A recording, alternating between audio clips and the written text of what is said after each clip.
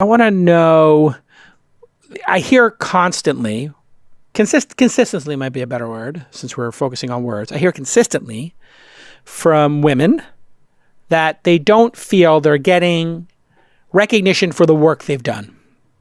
And I'm constantly hearing from men how much they've done and how much they deserve a promotion and raise. It's like incessant. Men are like literally nonstop coming at me with, their high fives. And women, sometimes I hear from them that they don't feel they got credit. You have strategies around this? Is this a trend that you hear about a lot in your research? I mean, this is sort of the I work twice as hard for half the rewards kind of thing. True phenomenon. And there is truth behind that. Yeah. But in that truth is also, what are you going to do about that? Right? It is what it is to some extent. Right. And so, what I talk about in the second half of the book is... I actually started from the back. Did you? I did. Yeah. I always do. Right. So you really liked chapter 13. No, what I do is I always start with the last two chapters. It's my strategy for guests on the show. I start with the last two chapters. Yeah. Because I feel like they summarize what they've said in the book. Then I go back and listen to the entire book. Huh, interesting. So that I get to hear the end twice. That's some good BSing, Jason. It's the God's honest truth, actually. Right. If you ever want to do it on a book, your retention will go way up. All right, interesting. Because you've listened to the summary twice. Yeah. At the beginning and the end. Okay. And good authors will a lot of times sort of tell you up front, hey, here's what we're going to do in the book. Yeah. But there's nothing like that summary. Okay. So the summary that you sort of read, which you were that you listened to, I talk about how a lot of, it's this, we are jaded and bitter in lots of ways, because when our hard work doesn't speak for itself, or when we put in the effort and the rewards go to somebody else, or that we keep hitting the same walls over and over and over again, we become jaded and bitter. Or, there's people who have wronged us, and we hold on to that. It's like a chip on our shoulder. I ask my students sometimes, think about a time when somebody wronged you, or some situation that still has you feeling angry. Within 10 seconds, people can recall 2 or 3 instances. Really? You can too. Come on. Not too many. I kind of let them go, but I'm older in my career. Well, and because you've read the last chapter of my book. And so so I talk about, how a lot of times we let it make us bitter. And instead of it, whenever something is starting to make us bitter, we need to be asking ourselves, how does this make us better, not bitter? Got it. And so when we think about making ourselves better and not bitter, then we understand that sort of negative, that failure, that those drawdowns, and what is it that we value? Why does it still bother us? Why is it still a chip on our shoulder? What's the one you can tell me without telling the names and protecting the innocent? But you're in academia, so the stakes are so low that you must have had people try to screw you over many times. Yeah, I know. I really will get canceled when I start talking about the times I've been screwed over in academia. No, loyalty is so big to me. Like that's like me too. One of the it's my number one. It's I feel like loyalty. Hard work and loyalty are my two. Well, hard work should come forth after enriching, delighting, and guiding. Now that you know that, but no, loyalty and trustworthiness and sort of empathy. Like those are my 3. I feel like you switch out any one of those and you become like a completely different sort of person. And I think the times that still sort of it's those situations where someone stabs you in the back and you're like, and especially when you value loyalty and trustworthiness and you really like have somebody's best interests at heart, and then you realize that other people are those who, for just a tiny bit of personal gain, will step on lots of other people. Yeah. So I think it's those, and I think this is not unique to me. I think we all sort of have these experiences where we feel that this has happened, but you have to make it. How does this make you better and not bitter? How do you change that? How do you? And I think it's. You didn't tell me yours, by the way. A nice deflect. I asked you yours. I gave you the macro. You didn't give me your example, but there's one. I can see it in your eyes. There's one that. There's actually 2, but yeah. Well, make a composite. Yeah. Composite it for me. The person's not going to listen to this. They're They're a narcissist. The last thing they're going to do is it is true. They are. Take the time to listen to you and your success now. Yeah, no, they are a narcissist because they're, anyways. But go ahead, tell us what happened, and then tell us how. I feel like I'm on like the Ellen show or something. Well, and Ellen is trying I don't want you to cry, and but Ellen is trying to get me to secretly reveal like the gender of my. I'm not pregnant, but I'm feeling gender reveal. The gender reveal of my baby or something. So I've always dreamed of like being in a situation when somebody tries to like get information out of me on like a talk show. So this kind of feels like this. Is it. It's nice. So tell us the composite of how you got this person and the narcissist who screwed you, and then how you let it not make you bitter. Go ahead. Well, I think I'll start with the second piece first, and then we'll ease our way into the. I think the the not letting it. I mean, it's entrepreneurs do this all the time as well, right? You have to sort of ride the emotions while understanding those emotions, but not getting carried away by that. So what I mean by that, like entrepreneurs sometimes, you have these extreme highs and these extreme lows, and often they're all in the same day. And you have to be able to, I think one of the characteristics that makes a really good founder is being able to understand that there's going to be huge failures and huge successes and huge, really depressing days and really exhilarating days. And while you're understanding that, still being able to feel those emotions while not getting carried away with it. Consumed by them. Yeah, you don't want to be consumed by them, but you want to understand them because there's so much data in those emotions. There's so much data in why does it feel so depressing? Why is it like, what is it that's really nagging at me? And understanding that sort of feeling. And I think unpacking it, sitting with it, meditating on it, and knowing what I talk about a lot, which is life rhymes. And we have situations in our life that have made us feel a certain way. Yes. And then a couple years later, it'll be a different context or a different situation, but we'll feel that same emotion or that same feeling, like something won't sit right. And there's so much information in that. That's how we build our experience and our mental models and our schemas and our intuition. That's how we sort of hone it by being able to. Now give us yours, because then I'll give you mine. You give me You give me yours first, and then I'll give you mine. I'm trying to get you to answer a question here. I'm the host, and you're constantly throwing it back at me. You said you were going to give me yours too, so. Well, I was going to give it to you as a reward for giving me yours first. I need a little sweetener. All right. Okay, fine. I'll give it to you. Well, but speaking of edge, I have always looked at when you are screwed, when people do come at you, and they do in business. Yes.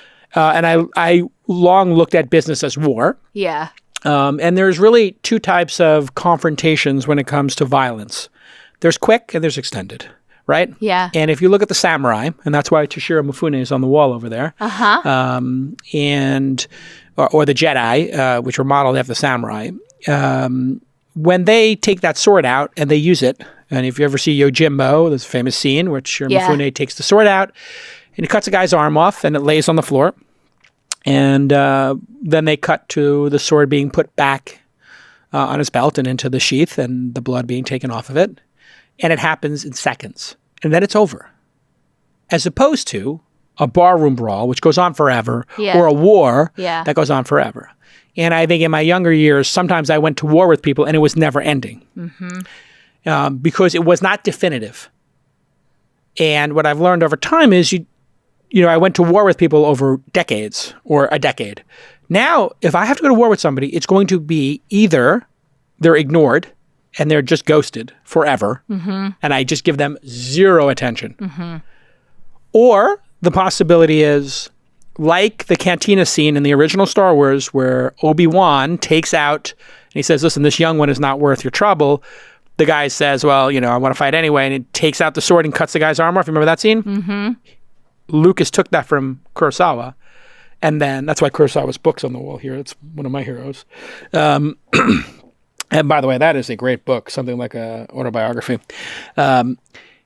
He stole that, Lucas, from Kurosawa, from the Yojimbo scene, and you see the guy's arm fall on the ground. Yeah. And then the lightsaber's put away and turned off, just like the sword went away and it's turned off. And so now, when somebody does something to screw me, and it happened recently, I just swung the sword, cut their arm off, put it away, and never shall that person's name or that person will never be in my life again. Never will I take the sword out again because I cut their arm off already. They already learned their lesson. But not everyone has that opportunity to cut someone else's arm off. They do. You have to train with the sword. Just train. Sounds almost like a Count of Monte Cristo sort of thing. Like you train and you train and you train, and then like, pow, there's like. But didn't he stay in the jail for a long extended period of time and then got his revenge? But he did his revenge. Like he unraveled it all at once. You gotta be careful with revenge because it's a shallow victory afterwards. Like, trust me, in Yojimbo or in Star Wars. What prevents that other person from like retaliating? They have one arm and they want to keep it. I mean, I know Talk about speaking in generalities. You're giving talking about. If somebody comes at you. Yeah. And you show them that sword. Yeah. And they experience what it feels like for that blade to hit, they very rarely would say, you know what? I'd like to be in front of that blade again. And in this case, it was just dropping the top legal firm in the world and a bunch of paper on somebody and saying, bink. Yeah, but see, this is the thing. Come back at me. This is the thing about, not everyone. Frivolous lawsuits are everywhere. This is not frivolous. This is a letter. Okay. But this is a letter with, here's what's going to happen. Yeah, well, this is the thing.